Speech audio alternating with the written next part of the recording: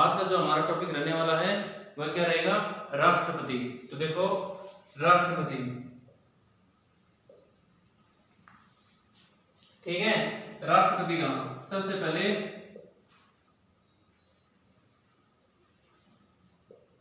संविधान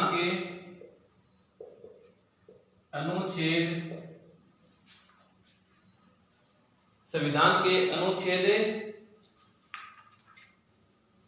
52 में, कितने में, 52 में राष्ट्रपति पद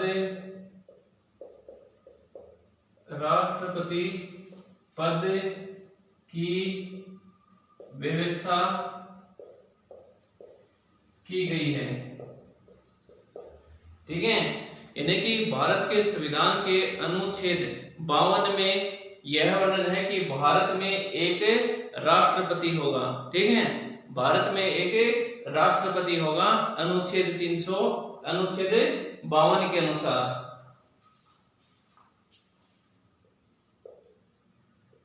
अनुच्छेद 53 के अनुसार कार्यपालिका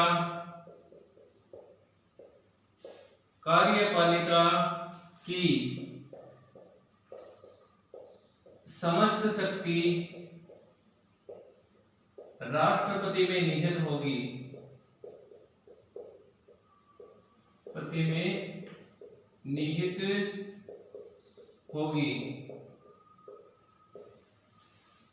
अनुच्छेद 53 के अनुसार कार्यपालिका की संपूर्ण शक्तियां राष्ट्रपति में निहित होती हैं, ठीक है। कार्यपालिका का संवैधानिक प्रधान राष्ट्रपति होता है।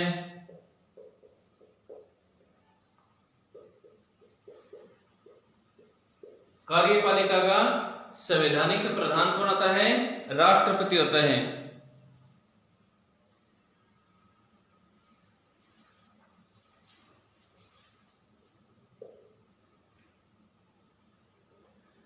कार्यपालिका का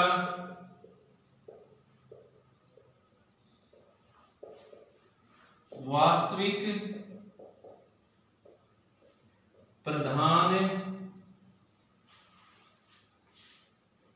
प्रधानमंत्री तथा मंत्रिपरिषद होती है,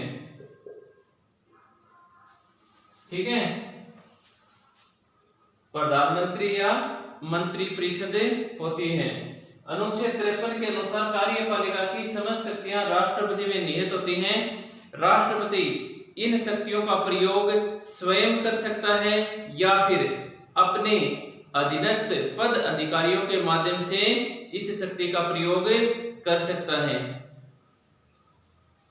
तो प्रधानमंत्री और मंत्रिपरिषद हैं, यह इस शक्ति का वास्तविक रूप से प्रयोग करते हैं, जबकि संवैधानिक रूप से इसका प्रधान राष्ट्रपति होता है।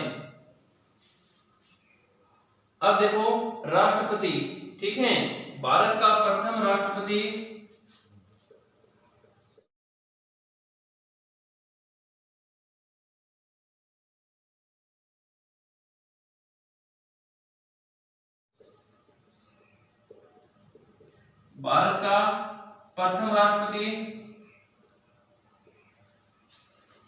डॉक्टर राजेंद्र प्रसाद,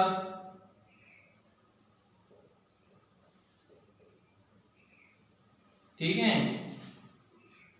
भारत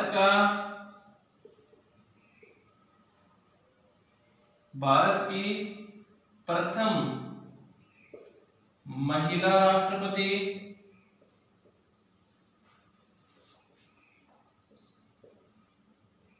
महिला राष्ट्रपति प्रतिभा पाटिल,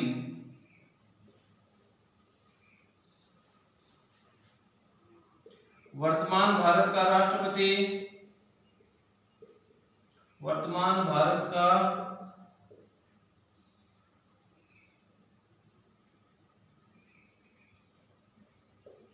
राष्ट्रपति रामनाथ कोविंद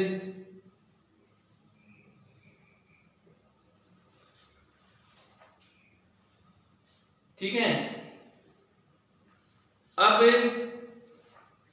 यदि भारत का राष्ट्रपति बनने के लिए क्या क्या योग्यताएं होनी चाहिए, अर्थात भारत के राष्ट्रपति बनने के लिए कौन कौन सी योग्यताएं होनी चाहिए, तो देखो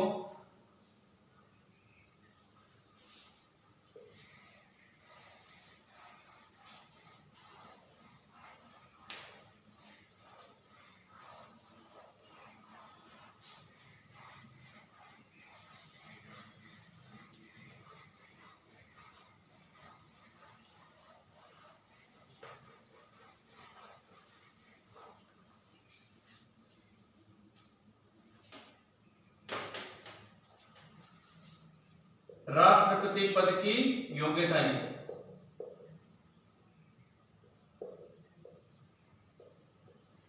पद की योग्यताएं,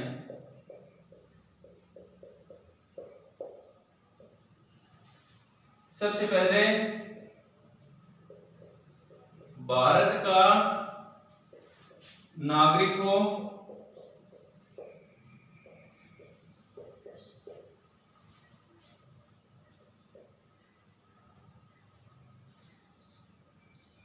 उसकी आयु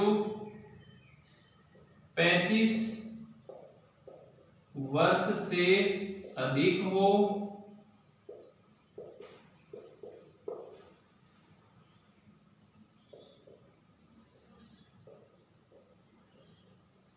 लोकसभा सदस्य की योग्यता को पूरा करता हो,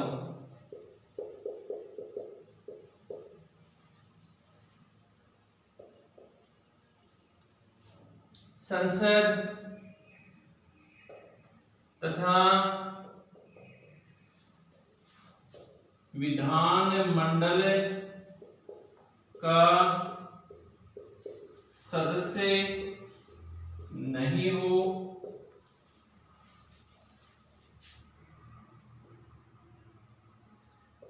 किसी लाभ के पद पर न हो। ये 5 योग्यताएं होनी चाहिए भारत का राष्ट्रपति बनने के लिए। सबसे पहले भारत का नागरिक होना चाहिए, उसकी आयु 35 वर्ष से अधिक हो, लोकसभा की सदस्यता या योग्यता को पूरा करता हो, यानी कि लोकसभा का सदस्य बनने के लिए जो योग्यताएं हैं वह योग्यता पूरा करता हो। संसद तथा विधानमंडल का सदस्य नहीं होना चाहिए, संसद और विधानमंडल का क्या होना चाहिए, सदस्य नहीं होना चाहिए। किसी लाभ के पद पर नहीं होना चाहिए, यानी कि किसी भी सरकार के अधीन सरकारी पद के ऊपर नहीं होना चाहिए। यह सब जो योग्यताएं होती हैं वह भारत का राष्ट्रपति बनने के लिए या फिर उम्मीदवार बन सकता है।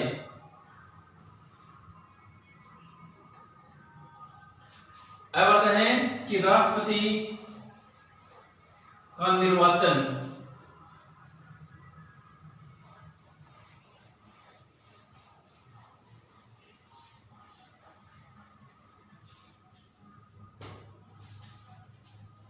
राष्ट्रपति का निर्वाचन,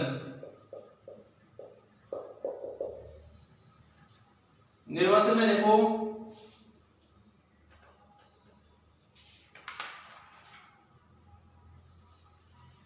भारत के सबसे पहले भारत के राष्ट्रपति का चुनाव अप्रत्यक्ष रूप से होता है।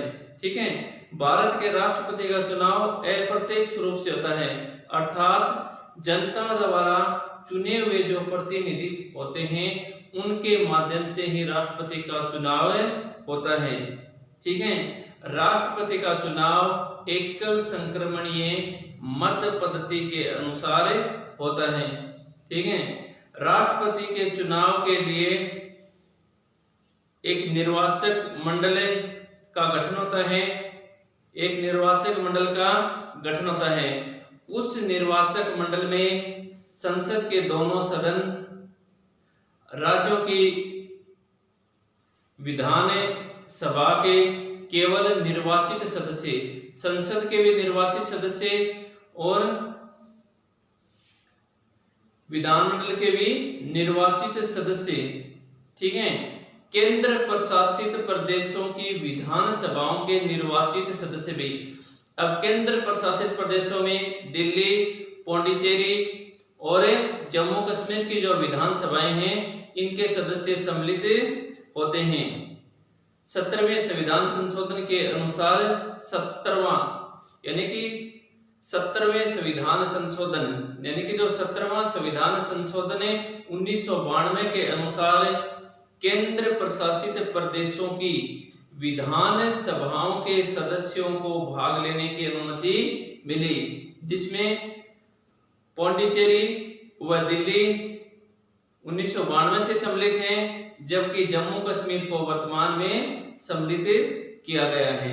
तो देखो निर्वाचन, राष्ट्रपति का निर्वाचन अप्रत्यक्ष रूप से होता है, अप्रत्यक्ष रूप से होता है, ठीक है। एकल संक्रमणीय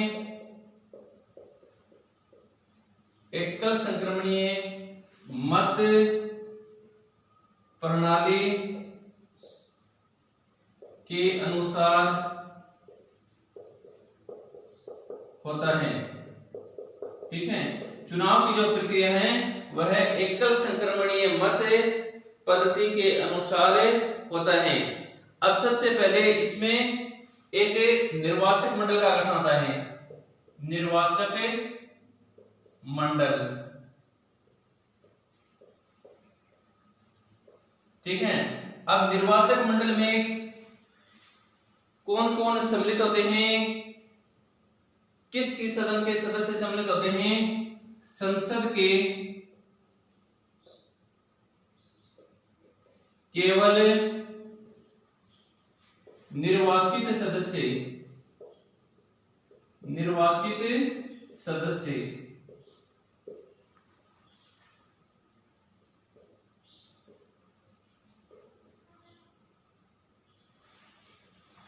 संसद के निर्वाचित सदस्य राज्यों की विधानसभाओं के निर्वाचित सदस्य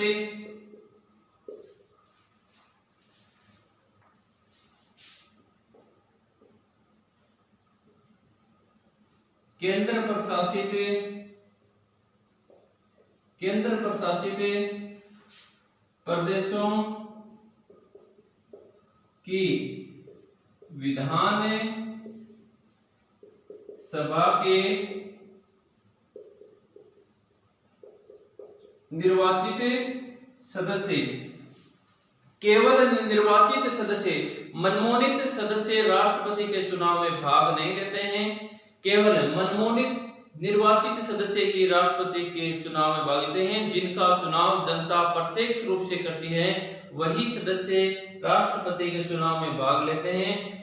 जो एक निर्वाचक मंडल का गठन होता है उसमें संसद के दोनों सदन, लोकसभा और राज्यसभा के निर्वाचित सदस्य, राज्य विधानमंडलों यानी राज्य विधानमंडलों की विधानसभाओं के निर्वाचित सदस्य, केंद्र प्रशासित प्रदेशों की विधानसभाओं के निर्वाचित सदस्य इसमें भाग लेते हैं। देखो केंद्र प्रशासित प्रदेश है, इसको 17वें संविधान संशोधन 17वें संविधान संशोधन 1992 के अनुसार सम्मिलित किया गया, ठीक है। इनको 1992 के यानी कि 17वें संविधान संशोधन 1992 के अनुसार इनको सम्मिलित किया गया है।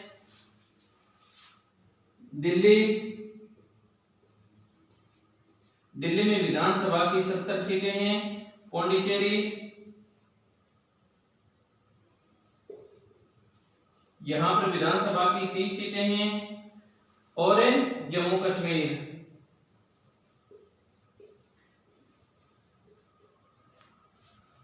इन विधानसभाओं के सदस्य इनमें निर्वाचित राष्ट्रपति के निर्वाचन में भाग लेते हैं।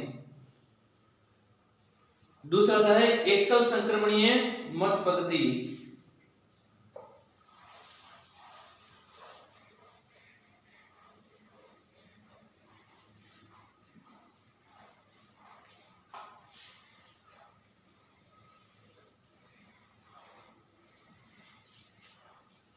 दूसरी आती है एकल संक्रमणीय मत पद्धति।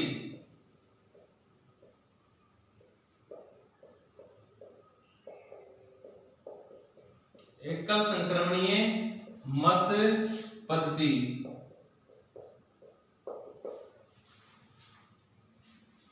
इनके अंदर सांसदों विधायकों यानी कि जो संसद के सदस्य होते हैं उनको और राज्य विधानमंडलों के सदस्य होते हैं उनको, ठीक है, एक सूत्र के माध्यम से उनके मतदानों की गणना की जाती है और उन्हीं के आधार पर एकल संक्रमणीय मत पद्धति के अनुसार इनका निर्वाचन किया जाता है। तो सबसे पहले हम वो सूत्र देखते हैं। तो देखो,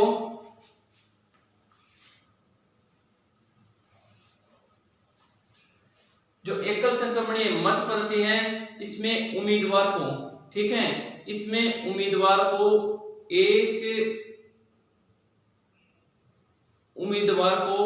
ठीक है, जो वोट दे रहा है वह जितने राष्ट्रपति खड़े हुए हैं उन सभी राष्ट्रपतियों को एक वोट के माध्यम से ही उनको वरीयता क्रम देना पड़ता है। तो देखो, मान लीजिए कि राष्ट्रपति की संख्या है 5, ठीक है, उम्मीदवार कितने हैं? 5।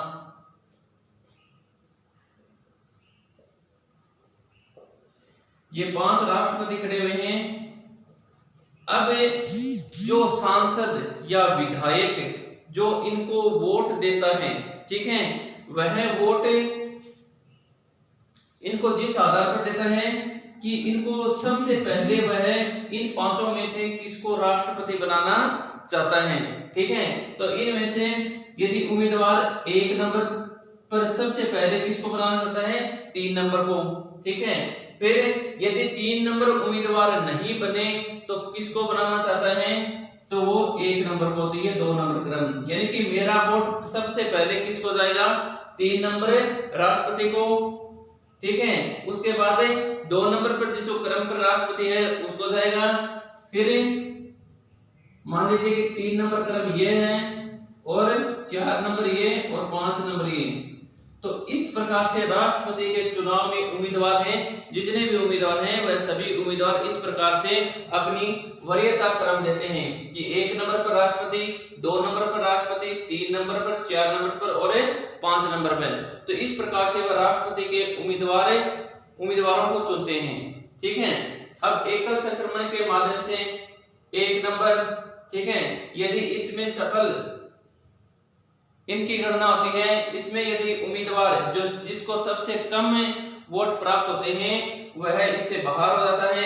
फिर 2 नंबर पर, फिर 3 नंबर पर। तो इस प्रकार से एक सफल उम्मीदवार को न्यूनतम कोटा प्राप्त करना होता है, यानी कि उम्मीदवार तभी सफल होता है जब वह न्यूनतम कोटा प्राप्त कर लेता है। तो न्यूनतम कोटा प्राप्त करने की प्रक्रिया एक सूत्र के माध्यम से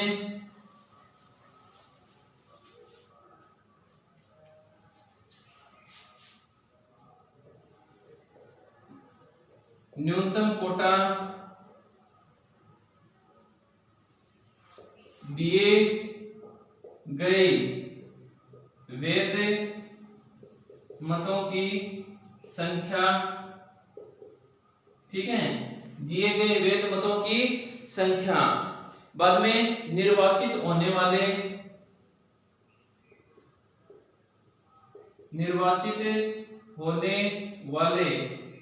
प्रतिनिधियों की संख्या, निर्वाचित होने वाले प्रतिनिधियों की संख्या।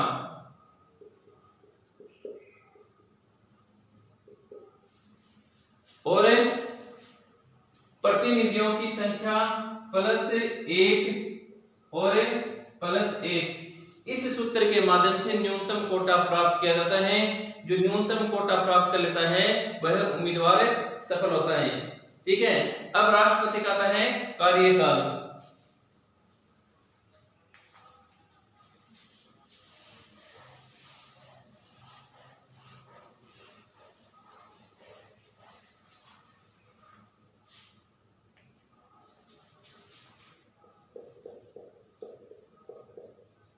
राष्ट्रपति का कार्यकाल।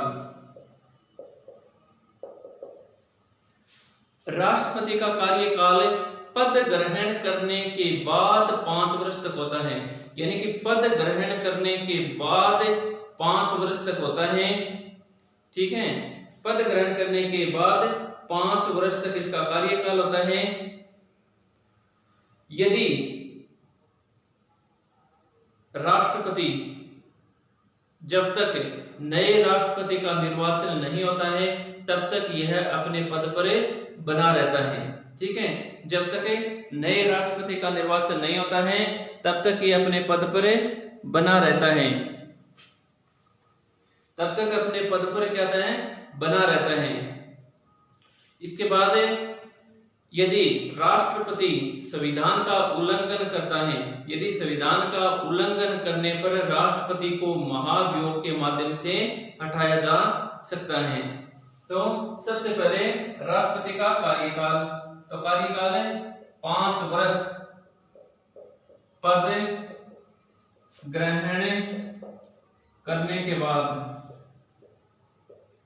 पद ग्रहण करने के बाद कितने वर्ष का होता है, 5 वर्ष का होता है। और जब तक नया राष्ट्रपति नहीं आता है तब तक यह अपने किस पर, पद पर बना रहता है। ठीक है, तो महाभियोग, तो महाभियोग क्या होता है, महाभियोग में जब राष्ट्रपति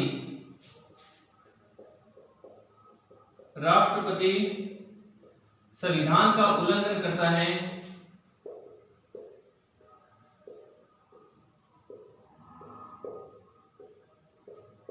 ठीक है, उल्लंघन करता है तो राष्ट्रपति के ऊपर महाभियोग लाया जा सकता है। तो महाभियोग लाने के लिए संसद के दोनों सदनों को समान शक्ति प्रदान है, संसद के दोनों सदनों को समान शक्ति प्रदान है। ठीक है, दोनों सदनों को। यदि मान लीजिए कि लोकसभा में राष्ट्रपति के प्रति महाभियोग लाया जा रहा है तो इसके 1/4 सदस्य, यानी कि लोकसभा के 1/4 सदस्यों द्वारा, ठीक है, राष्ट्रपति के ऊपर महाभियोग का प्रस्ताव लाया जाता है और वह इन सदस्यों के हस्ताक्षर के बाद, ठीक है, इस सदस्यों के हस्ताक्षर के बाद लोकसभा में 14 दिन तक उसके ऊपर विचार विमर्श किया जाता है। ठीक है, 14 दिन तक। मान लीजिए कि संसद के दोनों सदनों पर समान महाभियोग लाने को समान शक्ति प्रदान है कि राष्ट्रपति ने महाभियोग यानी कि संविधान का उल्लंघन किया है तो लोकसभा के 1/4 सदस्य, ठीक है, लिखित रूप में हस्ताक्षर करके और कहां, लोकसभा में प्रस्तुत करते हैं।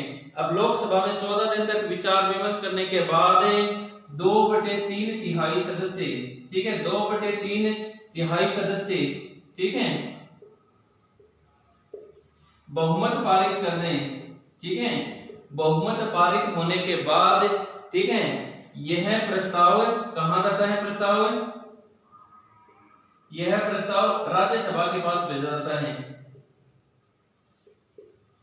अब राज्यसभा के सदस्य या तो स्वयं, ठीक है, राज्यसभा के जो सदन है या तो सदन स्वयं इसकी जांच करेगा कि वास्तव में राष्ट्रपति ने संविधान का उल्लंघन किया है या नहीं किया है, या तो स्वयं कहेगा या फिर किसी कमेटी के माध्यम से राज्यसभा इसकी जांच करवाता है।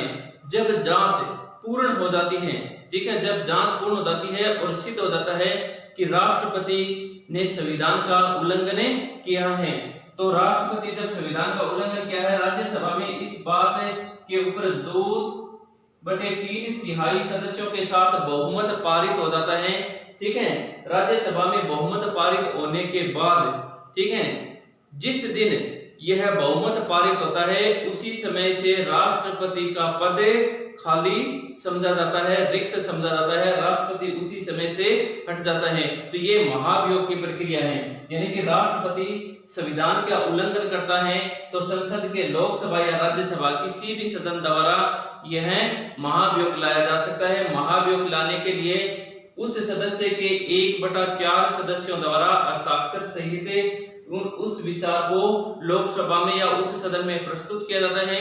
प्रस्तुत करने के बाद 14 दिन तक उस पर विचार विमर्श होता है और उसके बाद 2/3 बहुमत के साथ पारित होने के बाद दूसरे सदन में भेजा जाता है। दूसरा सदन स्वयं या फिर किसी कमेटी के माध्यम से इसकी जांच करवाता है। यदि संविधान का उल्लंघन हुआ है, यह बात सिद्ध हो जाती है, तो 2/3 बहुमत पारित होने के दिन से ही राष्ट्रपति का पद क्या है, खाली समझा जाता है। ये महाभियोग की प्रक्रिया है। परंतु अभी तक भारत में किसी भी राष्ट्रपति के प्रति महाभियोग नहीं लाया गया है। तो ये था अपना राष्ट्रपति की पद की व्यवस्था और राष्ट्रपति का निर्वाचन किस प्रकार से होता है, महाभियोग के द्वारा इसको किस प्रकार से हटाया जा सकता है, ठीक है, राष्ट्रपति पद की योग्यताएं क्या होती हैं। अब हमें जो कल